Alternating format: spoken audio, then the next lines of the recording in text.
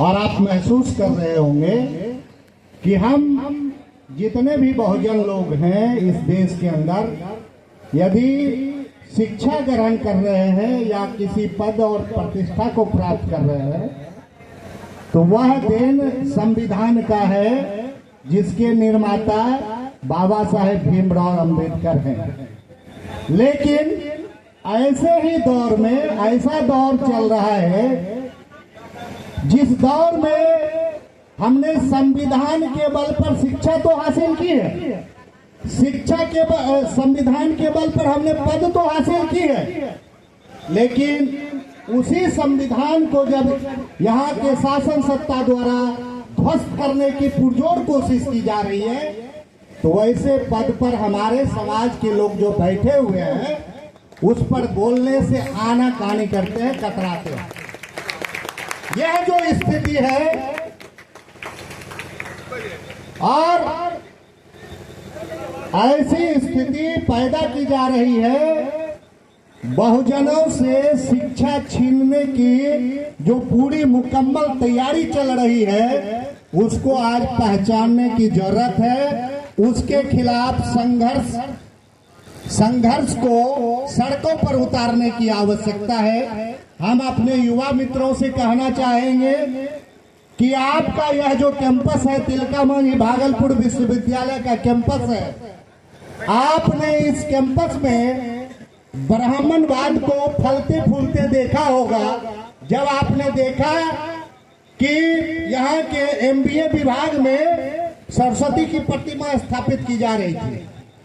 वह प्रतीक है ब्राह्मणवाद का, जिसने हमारे खिलाफ, हमारे समाज के खिलाफ अस्पृश्यता, असम्मान और विभिन्न तरह की यातनाओं को लागू करने में मदद पहुंचाने का काम किया है।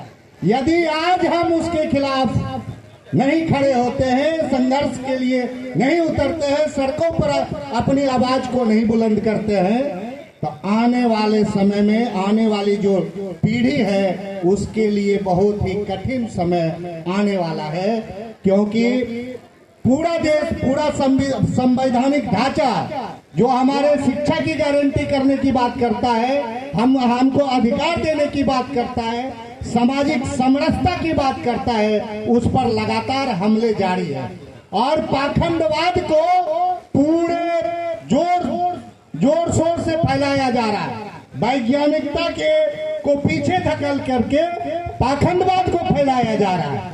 आप देखिए, शासन सत्ता के द्वारा विश्वविद्यालयों में, यहाँ तक कि विभागाध्यक्ष जब बन रहे हैं, जेएनयू, बीएचयू जैसे संस्थानों में, वहां पर विभागाध्यक्ष में वो क्या कहते हैं, पंडित आते हैं और मंत्र जाप करते हैं, तब विभागाध्यक्ष की कुर्सी पर बैठ रहा है। ये जो शिक्षा संस्थान का भगवाकरण हो रहा है, ब्राह्मणवादीकरण हो रहा है, उसके खिलाफ आपको जागृत होना पड़ेगा।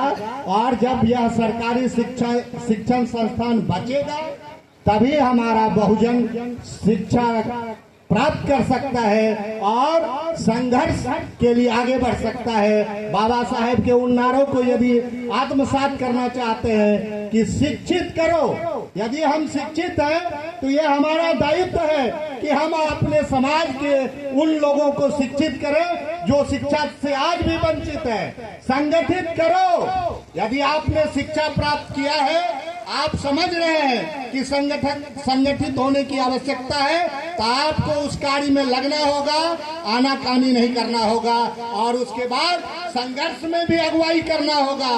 तभी हम अपने बाबा साहेब भीमराव अंबेडकर का जो सपना था उसको सही रूप में साकार कर सकते हैं। उसको सही रूप में आत्मसात करके ही हम साकार कर पाएंगे। जब हमारा विश्वविद्यालय बचेगा, सरकारी शिक्षण संस्थान बचेगा, हमारा संविधान बचेगा, तभी न्याय और सामाजिक समरसता की बात होगी। यदि मनुवाद पुनः लागू कर दिया जाएगा तो हम सामाजिक समरसता और सामाजिक न्याय की बात नहीं कर पाएंगे।